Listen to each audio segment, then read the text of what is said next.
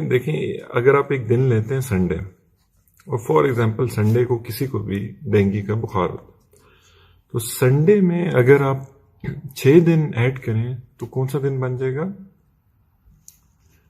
Saturday. اسی طرح اب آپ ایگزامپل لیں کہ ایک بڑا سارا پیالہ ہے اور اس میں آپ پانی ڈالتے جا رہے ہیں، لیکن اس پیالے میں کیونکہ کچھ سوراخ ہوئے ہوئے ہیں تو وہ سارا پانی آپ کا باہر چلا جاتا ہے، اس میں سے کچھ پانی۔ تو ڈینگی بخار میں بھی یہی ہوتا ہے۔ یہ ڈینگی بخار ایک وائرل بیماری ہے، یہ ایک وائرس کاز کرتا ہے، جس میں آپ کی جو خون کی نالیاں ہیں اس میں چھوٹے چھوٹے چھوٹے سوراخ ہونا شروع ہو جاتے ہیں۔ جب یہ چھوٹے چھوٹے سوراخ ہونا شروع ہو جاتے ہیں آپ کی خون کی نالیوں میں، تو ان میں سے سب سے پہلے جو چیز باہر آنا شروع ہوتی ہے وہ خون کا سب سے چھوٹا حصہ ہوتا ہے۔ تو وہ کیا ہوتا ہے؟ پلیٹلیٹس۔ تو کیونکہ پلیٹلیٹس باہر آنا شروع ہو جاتے ہیں، اس لیے پلیٹلیٹس آپ کے کم ہونا شروع ہو جائیں گے۔ فار ایگزامپل اگر آپ کے پہلے دن آپ کے 170 پلیٹلیٹس ہیں، تو دوسرے دن جب ڈینگی بخار آپ کو ہونا شروع ہوگا تو دوسرے دن ہو سکتا ہے آپ کے 150 رہ جائیں، تیسرے دن ہو سکتا ہے آپ کے 100 رہ جائیں، اس کے بعد چوتھے دن 75 رہ جائیں، اس کے بعد پانچویں دن 50 رہ جائیں۔ لیکن جب چھٹا دن آئے گا تو یہ آپ کے پلیٹلیٹس چھٹے دن کے بعد، ڈینگی کیونکہ وائرل ڈیزیز ہے تو یہ سیلف لمیٹنگ ہے۔ یہ سیلف لمیٹنگ کا مطلب ہوتا ہے خود بخود ٹھیک ہونا شروع ہو جاتا ہے۔ تو چھٹے دن کے بعد دوبارہ آپ کے پلیٹلیٹس بڑھنا شروع ہو جاتا ہے۔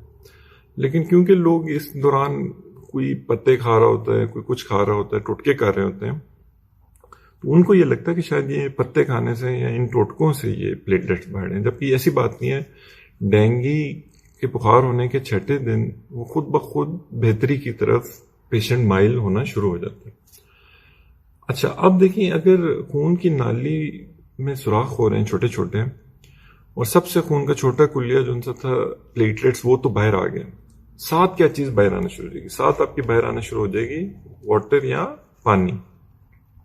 اب لوگ کیا کرتے ہیں کہ لوگ اپنا تمام فوکس رکھ دیتے ہیں پلیٹلیٹس پہ، جبکہ اصل جو آپ کا فوکس ہونا چاہیے وہ ہونا چاہیے واٹر پہ، کیونکہ یہ سب سے ڈینجرس چیز ہے۔ دیکھیں اگر آپ کے پلیٹلیٹس خون میں کم ہو بھی جائیں نا تو اس سے کوئی فرق اس طرح نہیں پڑ رہا ہوگا کہ آپ کے جسم پورے میں کہیں پہ بھی خون نہیں نکل رہا، تو یہ ان کی کمی آپ کو کوئی کسی طرح تنگ نہیں کرے گی۔ لیکن اگر آپ کا پانی، کیونکہ وہ جب باہر آنا شروع ہوگا اور آپ ڈی ہائیڈریشن میں چلے جائیں گے، تو اب کیا ہوگا کہ آپ کے پورے جسم میں چھوٹے چھوٹے السرز بننا شروع ہو جائیں گے، اور اب کیونکہ وہ السرز بنیں گے تو تب پلیٹلیٹس کم ہونے کی وجہ سے بہت زیادہ بلیڈنگ ہوگی۔ اب اس کے بعد جو اگلا چیز جو ہمیں سمجھنی چاہیے اس میں، وہ یہ ہے کہ دیکھیں اگر ایک خون کی نالی ہے اور اس میں سے پلیٹلیٹس باہر آ رہے ہیں اور پانی باہر آ رہا ہے، تو اس کو ہم کس طرح مانیٹر کریں گے؟ پلیٹلیٹس کا تو آپ کو پتہ ہے کہ آپ سمپل اس میں بلڈ سی پی کرا لیں گے، لیکن جو آپ کا پانی باہر آ رہا ہے اس کو آپ کس طرح مانیٹر کریں گے؟ اس میں سب سے پہلے آپ اس کا بلڈ پریشر دیکھتے رہیں گے پیشنٹ کا، کہ وہ تو نہیں، اس میں تو نہیں فلکچویشنز آ رہی، وہ ایک اسٹیٹ آف شاک میں تو نہیں جا رہا۔ پھر آپ سائنز آف ڈی ہائیڈریشن دیکھیں گے پیشنٹ پہ، کہ پیشنٹ کسی طرح بھی سائنز آف ڈی ہائیڈریشن میں تو نہیں جا رہا۔ اس میں one of the biggest signs is urination, کہ اگر پیشنٹ پیشاب کرتا رہ رہا ہے تو تب اس کا مطلب ہے کہ پیشنٹ کی باڈی ٹھیک ہے، وہ ابھی تک اس طرح ڈی ہائیڈریٹ نہیں ہوئی۔ ڈینجر سائن تب ہوگا کہ اگر اس کی یورینیشن اس کو آنا بند ہو جائے، یا اس کا کلر جو سا ہے وہ بہت ڈارک ہو جائے، اور خاص طور پہ اگر وہ بند ہو جائے تو یہ ایک بہت بڑا ڈینجر سائن ہوگا۔ پھر ہم پلس پریشر کو بھی دیکھتے ہیں، یہ بھی اگر ڈی ہائیڈریشن میں پیشنٹ جا رہا ہوگا تو یہ بھی اس کی خراب ہونا شروع ہو جائے گی۔ ساتھ ساتھ ہم واٹر کو، کہ وہ جو باہر اسکیپ کر رہی ہے اس کو دیکھنے کے لیے کہ وہ کن کن کمپارٹمنٹس میں جا رہی ہے، تو ہم الٹرا ساؤنڈ بھی اس پیشنٹ کے کراتے جائیں گے۔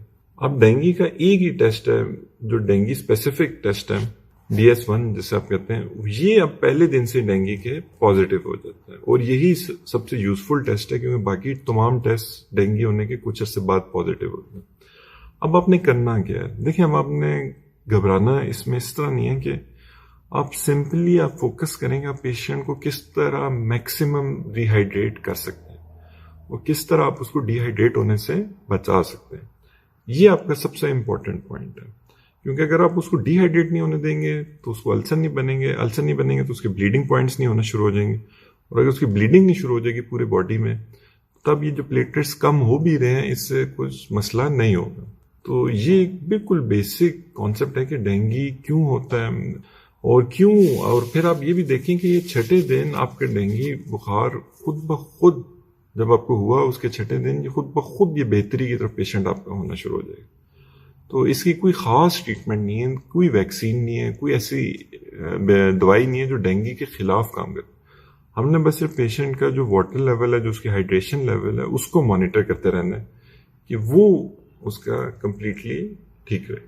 اگر آپ کو یہ ویڈیو اچھی لگی ہے تو اس کو پلیز شیئر ضرور کیجیے گا تاکہ آج کل ڈینگی بہت زیادہ پھیلا ہو, لوگوں کو پتہ ہو کہ یہ ڈینگی ہوتا کیوں ہے, اور یہ کہ اس میں ایک بہت زیادہ خوف و ہراس کی ہوا بھی ہے. تو وہ بھی لوگوں کو جب آئیڈیا ہوگا کہ یہ ہوتا کیوں ہے تو وہ اس کو اچھی طرح مینیج کر سکتے ہیں اس پیشنٹ کو.